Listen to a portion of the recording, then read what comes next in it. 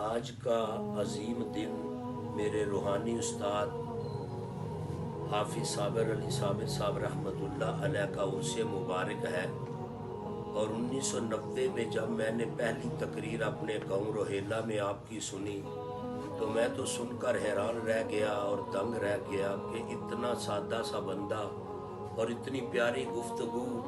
تو میرے دوست نے کہا کہ اقبال صاحب آپ نے حافظ صاحب کو بھوپال والے چھوڑنے جانا ہے۔ میں نے اپنی موٹر سائیکل کے پیچھے بٹھایا اور میری دوستی ہو گئی۔ پھر میں جمعۃ المبارک بھوپال والے جا کے پڑھتا رہا اور دین سے وابستگی ہو گئی، اور آپ کی گفتگو سن کر مجھے بھی شوق پیدا ہوا، اور آج ان کا عرس مبارک کا دن ہے۔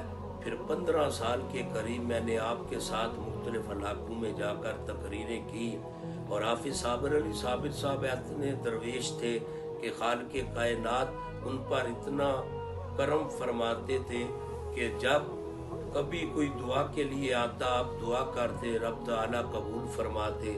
ایک دن لوگ آئے اور آ کر کہا کہ حضرت صاحب دعا کریں، بارش نہیں برس رہی، شدت والی گرمی ہے۔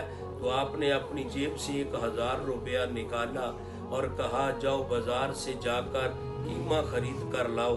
قیمہ لایا گیا، آپ اٹھے تو بھوپال والے باہر پھر کھیتوں میں چلے گئے، اور جا کر وہاں منظر کیا دیکھا کہ ایک کتیا اپنے بچوں کے پاس بیٹھی ہے، اس کی دونوں ٹانگیں بھی ٹوٹ چکی ہیں، اور ان کو وہ جب پھر قیمہ ان کے آگے ڈالا، اس نے کھایا، بچوں کو دودھ پلایا۔ حافظ صاحب واپس پلٹے تو منظر کیا دیکھا، وہ کتیا آسماں کی طرف منہ اٹھا کر زبان حال سے کچھ پکار رہی تھی۔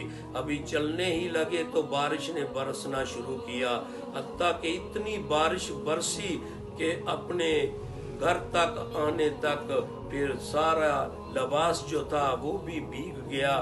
رب تعالیٰ نے دعا کو قبول فرمایا کہ اللہ کی مخلوقات پر جب کرم کیا جاتا ہے تو رب تعالیٰ اپنے بندوں پر خاص کرم فرماتا ہے۔